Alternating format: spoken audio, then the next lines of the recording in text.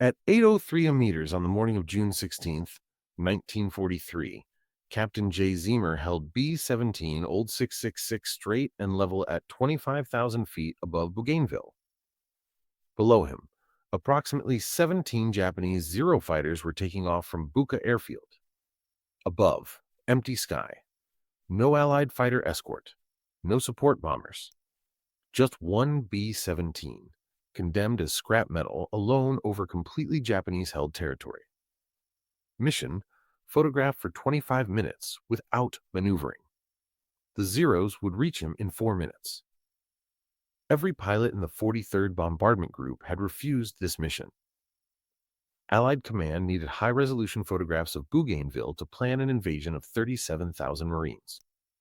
The location was 600 miles over Japanese territory. The consensus was simple: fly straight and unarmed for 25 minutes equals 100% guaranteed death. No pilot volunteered. No commander ordered it. The mission was declared impossible. B-17 E number 41-2666. Serial tail number 666. Nickname, Old 666. Condemned as scrap after multiple previous missions. Accumulated structural damage. Engine number 2 burned oil. Hydraulic system leaked. It was scheduled for dismantling at Port Moresby when Zeamer found it. Zeamer asked permission to recover it. Superiors laughed. If you can make that thing fly, you can keep it. 40 minutes later, Old 666 would land with 187 bullet holes counted in the fuselage. 5 crew members mortally wounded. 1 dead. And photographs intact that would save 5,000 to 10,000 lives in the Bougainville invasion. The crew would receive 2 Medals of Honor and 7 Distinguished Service Crosses, the most highly decorated crew in the entire history of American aerial combat.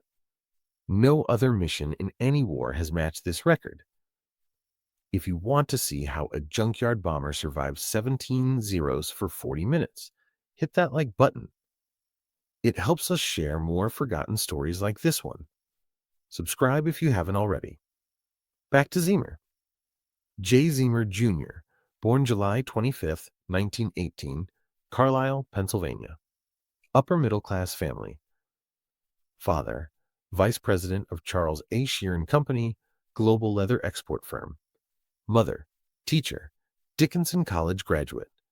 Zeamer grew up building complex model airplanes. At 8 years old, he built his own boat from salvaged wood. MIT, bachelor's degree in civil engineering, master's degree in aeronautical engineering. MIT Flying Club, pilot's license 1938. Enlisted voluntarily 1939. Here was a man who understood physics. Not just a soldier, an MIT engineer who comprehended aerodynamics, ballistics, structural mechanics. But Zeamer never completed formal checkout as a B-17 or B-24 pilot. Reason: commanders considered him a nonconformist. He refused to follow standard procedures. He improvised unauthorized tactics. He modified equipment without permission. Result: every pilot in the 43rd Bomb Group refused to fly with him. Zeamer was declared odd man out, incompatible with conventional operations. No official crew would accept him. Joseph Raymond Sarnowski, born January 30th, 1915, Simpson, Pennsylvania. 5th of 17 children. Recently immigrated Polish family. Father, coal miner, then subsistence farmer. Education ended 8th grade at 14 years old due to economic necessity. Worked since childhood, hunting in the forest to feed the family. Obsession: aviation. Room covered with balsa wood models. Enlisted voluntarily March 1936, 21 years old. Advanced Aircraft Armorers Course, Bomb Site Maintenance Course. Promoted to second lieutenant when Zeamer selected him as Bombardier September 1942. The contrast was extreme. MIT engineer plus poor Polish immigrant equals unlikely loyalty. Zeamer assembled a crew of men nobody else would accept. Ruby Johnston, navigator, considered technically competent but socially difficult. William Vaughan, radio gunner, multiple disciplinary infractions. Forrest Dillman, belly gunner, problematic attitude.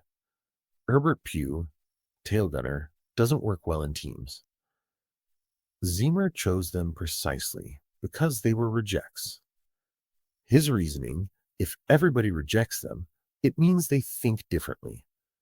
I need people who think differently. Zeamer and crew spent weeks recovering old 666. They added extra machine guns. 19 machine guns total. Standard B-17E had 11. They stored spare machine guns in the catwalk. They doubled ammunition. They installed extra armor plating.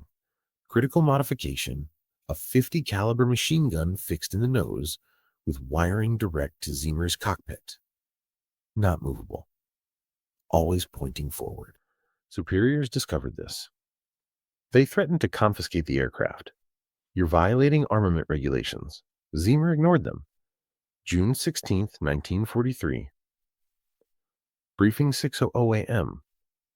Target, Bougainville, 600 miles north of Port Moresby. Mission, high-resolution photographs for planned invasion of 37,000 Marines in November. Problem, location completely defended.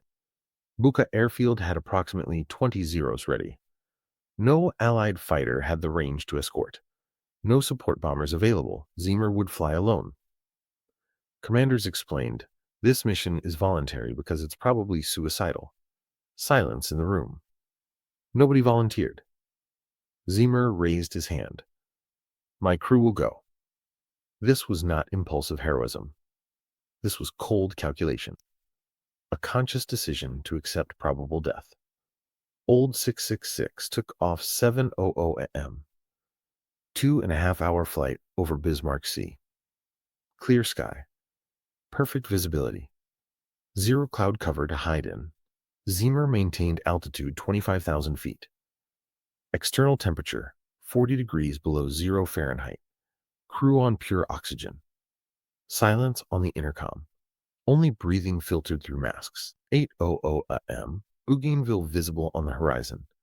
Zeamer began photo run. Mounted cameras required perfectly straight and level flight for 25 minutes. Any maneuver equals blurred photographs equals failed mission. 8:03 a.m. Johnston, navigator, on the intercom.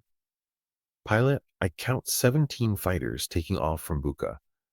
Zeamer looked down. He saw Zeros taking off like a swarm of wasps. Coordinated formation. Climbing fast. He calculated 4 minutes until interception. Options. 1. Abort mission, turn for home, survive but fail. 2. Continue photo run, complete mission, probably die. Zeamer on the intercom. We continue. Nobody fires until they're in range. Make every shot count. This was the moment. The decision to die, if necessary, but complete the mission. Standard B-17E had a fatal vulnerability, zero direct forward defense. 230 caliber cheek guns on the sides of the fuselage. They couldn't shoot directly forward. Japanese standard tactic exploited this. Zero approaches from behind, out of range. Makes a 180 turn. Attacks frontally at high speed. The bomber can't shoot back. Zero crosses, climbs, repeats. B-17 Operations Manual. Avoid prolonged combat against fighters. Maintain defensive formation. Zeamer was alone. No formation. No choice. 8:07 a.m. 5 Zeros in coordinated formation. They approached from 10 o'clock, left frontal. Combined speed, approximately 500 miles per hour. Sarnowski at the nose guns, he saw Zeros growing in the plexiglass. He squeezed triggers. Twin 50 cals roaring. Tracers arsing. The Zeros didn't break formation. They continued straight. Sarnosky kept firing. Lead Zero started smoking, turned abruptly, passed so close that Sarnosky saw the Japanese pilot's face through the canopy. The other 4 Zeros passed above, below, to the sides. Sound of tearing metal. Impacts of 7.7mm rounds punching through fuselage. A Zero with vertical red stripes made a 180 turn. Began a direct frontal approach, coming straight at old 666's nose. Sarnosky reloaded, prepared to fire. Zeamer saw the Zero. He adjusted course 2 degrees left. He aligned the aircraft's nose exactly with the Zero's trajectory. He put his hand on the fixed gun trigger. He waited. Zero at 800 yards. 600 yards. 400 yards. Zeamer squeezed the trigger. The fixed .50 caliber opened fire. Bullet at 2,910 feet per second. The Zero wasn't expecting direct frontal fire. It tried to turn. Too late. Tracers punched through the engine. Explosion. Zero entered a spin, trailing black smoke. First revelation of the technical solution. The magic worked, but the battle had just begun. 8:12 a.m. 12 remaining Zeros reorganized. New tactic. Simultaneous attacks from multiple directions. 3 Zeros frontal. 4 Zeros lateral. 5 Zeros rear. Impossible to defend all angles simultaneously. Vaughn, radio gunner, on the intercom. They're everywhere. Pugh, tail gunner, 3 coming in 6 o'clock low. Dillman, belly gunner, I got 2 at 4 o'clock. Abel, top turret, 5 at 12 o'clock high. All 19 machine guns on old 666 opening fire simultaneously. Deafening sound. Fuselage vibrating. Smell of cordite filling the cabin. 8:15 a.m. A 20mm shell punched through the forward fuselage. It exploded in the bombardier compartment where Sarnosky was standing. The explosion threw him 15 feet backward. He slammed against the aluminum floor with enough force to fracture ribs. Johnston, navigator, turned Sarnosky over. He saw the wound. Severe lacerations on the neck. A hole the size of a bowling ball in the right side. Blood pouring out. Johnston screamed into the intercom. Bombardier is hit. Bombardier is down. Sarnosky unconscious. Massive hemorrhage. Mortality in minutes without treatment. The same 20mm explosion destroyed Zeamer's instrument panel. Only magnetic compass and manifold pressure gauge survived. Control cables for elevators partially cut. Oxygen system, critical at 25,000 feet, destroyed. Hydraulic system, brakes and flaps inoperative. Partial electrical system failure. Britain, co-pilot, knocked unconscious by the impact. Fell unconscious in the right seat. Zeamer alone in the cockpit. No instruments. No co-pilot. No oxygen. At 25,000 feet. With 12 Zeros continuing their attack. This wasn't one problem. This was 6 simultaneous problems. Impossibility growing. Zeamer calculated mentally. Oxygen destroyed at 25,000 feet. Partial pressure of oxygen in air, approximately 8%. Humans lose consciousness in 30 to 60 seconds without supplemental oxygen at this altitude. The entire crew would collapse. They would die unconscious while Zeros continued firing. Only solution, descend to altitude where air had sufficient oxygen. Problem, rapid descent equals loss of photo run. Mission fails. 37,000 Marines invade Bougainville blind. Thousands die. Decision, continue at lethal altitude until photographs complete, then descend. This was a Sophie's choice. Complete mission equals kill crew by hypoxia. Abort equals kill thousands of Marines by lack of intelligence. B-17 Operations Manual, Section 4, Combat Procedures. Heavy bombers should not engage enemy fighters in prolonged combat. Maintain defensive formation. Combined firepower is your only protection. Isolated bomber against multiple fighters equals guaranteed loss of aircraft. Captured Japanese Tactical Manual from Guadalcanal. B-17 cannot shoot directly forward. Coordinated frontal attack is preferred tactic. Zeamer had read both manuals. He knew that official doctrine guaranteed his death. Defensive formation theory, multiple B-17s flying close create a box of fire. Any fighter that attacks faces machine guns from 6 to 8 bombers simultaneously. Reality, formation only works if all bombers maintain position. An isolated B-17 equals all machine guns pointing outward, defending perimeter, but nothing points forward. Zero can attack frontally with impunity. Physics 101, object in motion stays in motion. Zero at 300 miles per hour plus B-17 at 180 miles per hour equals approach speed 480 miles per hour. Time to cross firing zone, approximately 2 seconds. Impossible to hit. Before the mission, commander of the 43rd Bomb Group called Zeamer. Captain, you understand this mission exceeds standard operational parameters? You'll fly 600 miles over enemy territory, alone, without escort, over the most defended target in the South Pacific.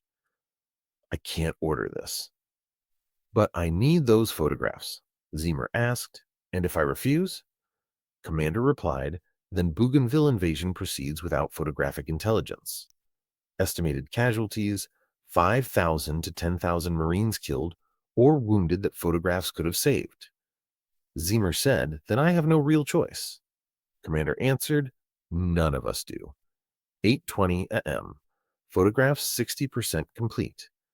Zeamer had to maintain course for 10 more minutes. Zeros continued attacking. Old 6.66's ammunition 50% depleted. Abel, top turret gunner, wounded in both legs, continued firing. Vaughan, radio gunner, wounded in the arm, continued firing. Britton, co-pilot, woke up. He saw blood in the cockpit. He asked, what happened? Zeamer answered, we're dying. Grab the yoke. Physics said ammunition would run out before photographs completed. Zeros would win by attrition. The math was simple and brutal. 8:22 a.m. Johnston, navigator, saw movement. Sarnowski, mortally wounded, still alive. He woke up in a pool of his own blood. Lacerations on the neck bleeding. Hole in the side exposing ribs. He should have been dead. He should have been in hypovolemic shock. But he was moving, crawling, returning to the nose guns. Johnston shouted, Joe, stay down. You're bleeding out. Sarnowski ignored him. He dragged himself to the guns. He positioned his hands on the triggers. He saw Zero approaching. He squeezed the triggers. Twin 50 cals roaring. The Zero exploded. Sarnowski collapsed over the machine guns, dead. But he took another Zero with him. This was the emotional climax. A mortally wounded man choosing to die firing. Pure heroism. Why Zeamer's fixed gun worked when doctrine said it shouldn't. 50 caliber projectile velocity, 2,910 feet per second. Typical engagement distance, 500 yards, 1,500 feet. Projectile flight time, 0.5 seconds. Zero approaching at 300 miles per hour, 440 feet per second. Travels 220 feet during projectile flight time. Mobile gun requires complex lead aiming. Fixed pilot-operated gun, Zeamer flies the aircraft to the target.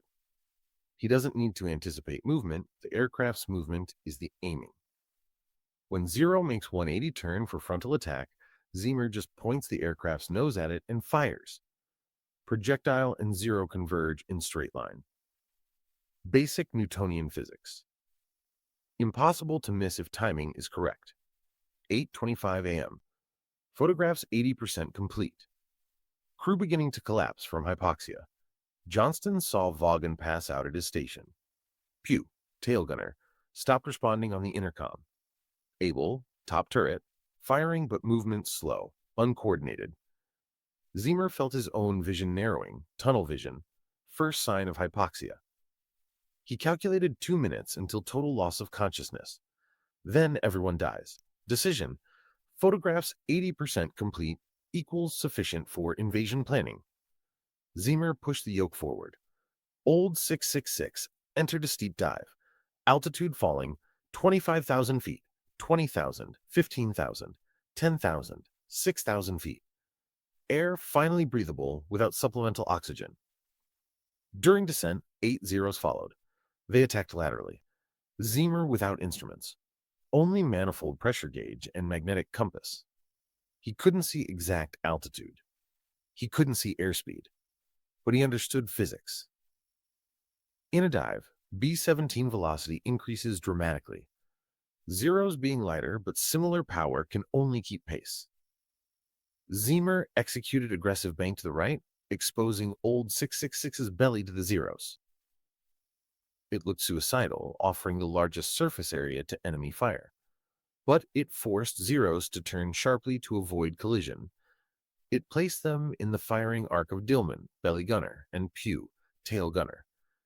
Dillman fired a long burst. A Zero passed so close it almost scraped the right wing before descending in a spiral of black smoke. Zeamer inverted bank to the left, repeated the maneuver. Another Zero forced to turn. Pugh hit it. It exploded. Brilliant tactical improvisation. Transforming weakness, no instruments, into advantage, forcing enemy into vulnerable positions. 8:35 a.m. Vaughan, radio gunner, woke from hypoxia faint. He saw machine guns empty. Primary ammunition depleted. He remembered. Spare machine guns stored in the catwalk. Zeamer had insisted on carrying extras. Violation of weight regulations. Vaughan dragged himself to the catwalk. He pulled out a spare machine gun. Guns that jammed were discarded. New guns installed in seconds. Principal Zeamer learned at MIT system redundancy. If primary component fails, secondary component takes over. Old 666 had redundancy no other B-17 had. That's why it survived. 8:43 a.m. 40 minutes after first attack. Remaining Zeros broke engagement. Returned to Buka. Low fuel. Low ammunition. Unacceptable losses. Old 666 continued to Port Moresby. Zeamer did a count. Sarnowski dead. Able wounded severely in both legs. Vaughan wounded in arm and shoulder. Johnston wounded by shrapnel. Britton, concussion. Himself wounded, didn't notice during combat but now felt it, shrapnel in both legs. Left arm, blood-soaking flight suit. Structural damage count later revealed 187 bullet holes in fuselage, 5 in engine number 1, 12 in engine number 2. Hydraulic system destroyed, brakes inoperative, flaps locked. 12:15 p.m., 4 hours after takeoff. Old 666 sighted Port Moresby runway. Zeamer on the intercom. Tower, this is old 666. Hydraulics destroyed. No brakes.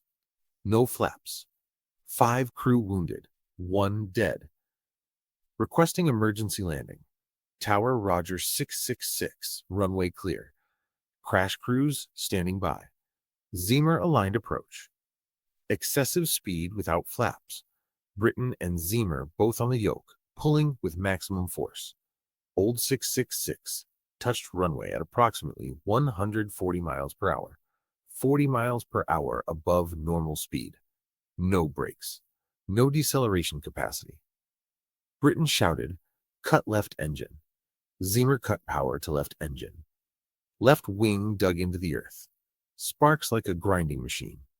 Aircraft spun in tight circle. Speed falling. 100 miles per hour. 80. 60. 40 stopped in a cloud of dust at the edge of the runway. Crash crews ran to Old 666. They opened the hatch. Sarnowski dead in Bombardier compartment. Zeamer unconscious from hemorrhage. Britton semi-conscious. Abel, Vaughan, Johnston on stretchers. Pugh and Dillman walked out, the only relatively uninjured. Field doctors counted wounds. Zeamer, shrapnel in both legs, left arm, massive blood loss. Abel, both legs punctured, fractures. Vaughan, arm and shoulder, deep laceration. Johnston, multiple shrapnel, mild concussion.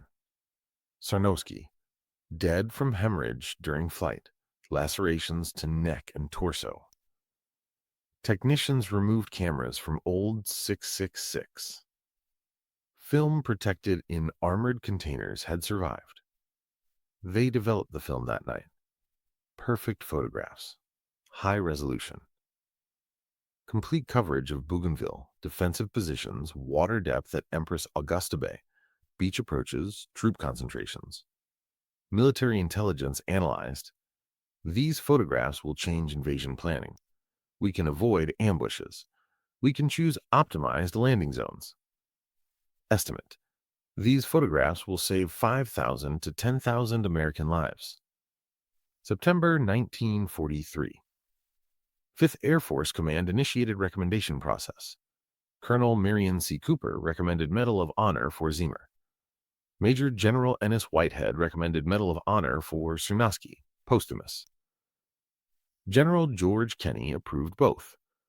Recommended Distinguished Service Cross for all other 7 crew members. January 16, 1944. Pentagon. General Henry H. Arnold, commanding General Army Air Forces, presented Medal of Honor to Zeamer.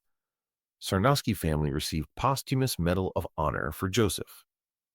Historic precedent, only the 3rd time in the entire Second World War that 2 members of the same crew received Medal of Honor for the same mission. Old 666 crew, most highly decorated in the history of American aerial combat. August 1943. AAF Command published technical report, analysis of B-17 E No. 41-2666 combat modifications. It documented Zeamer's fixed forward gun. Conclusion. Pilot-operated fixed forward gun demonstrates effective countermeasure to frontal fighter attack. Recommend incorporation in future B-17 variants. Subsequent B-17F and B-17G were equipped with chin turret, dual 50 cal turret under nose. Design inspired directly by Zeamer's solution. Pilot-operated fixed gun tactic was incorporated in later fighter designs, P-51 Mustang, F-6F Hellcat. The principle remains standard in modern military aviation. November 1st, 1943. Bougainville invasion. 37,000 Marines and soldiers landed at Empress Augusta Bay. Based completely on Zeamer's photographs. Commanders knew exactly where Japanese defenses were. They avoided ambush zones. They chose optimized landing zones. Result, American casualties 78 killed, 104 wounded in first 3 days. Pre-photograph estimates predicted 2,000 to 5,000 casualties on first day alone. The photographs saved approximately 5,000 to 10,000 American lives. West Point, Annapolis Air Force Academy all teach the June 16, 1943 mission as case study. Topics: tactical improvisation under impossibility. Leadership of social rejects. Unauthorized equipment modification when official doctrine fails. Moral calculation of accepting probable death to prevent certain deaths of others. Zeamer proved that sometimes survival requires breaking rules. Sometimes heroism isn't following orders, it's disobeying them. Sometimes Junkyard modified by rejects beats pristine aircraft operated by conformists. B-17 E No. 41-2666. Old 666. Condemned as scrap. Recovered by ostracized MIT engineer and crew of rejects. Illegally modified with 19 machine guns. Faced 17 zeros for 40 minutes over completely Japanese-held territory. Survived 187 bullet holes. Brought back photographs that saved 5,000 to 10,000 lives. Crew received 2 Medals of Honor and 7 Distinguished Service Crosses. Record never matched.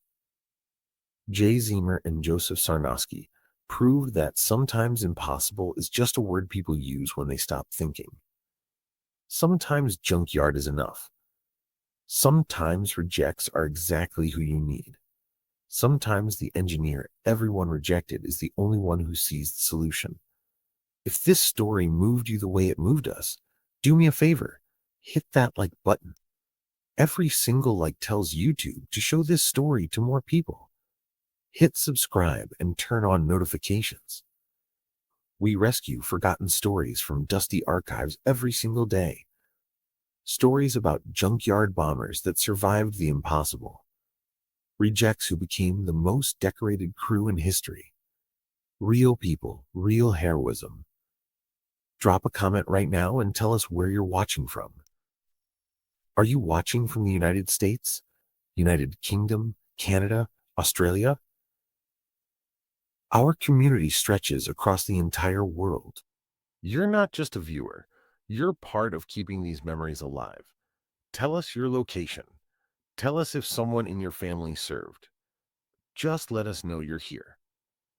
Thank you for watching, and thank you for making sure Jay Zeamer and Joseph Sarnosky do not disappear into silence. These men deserve to be remembered, and you're helping make that happen.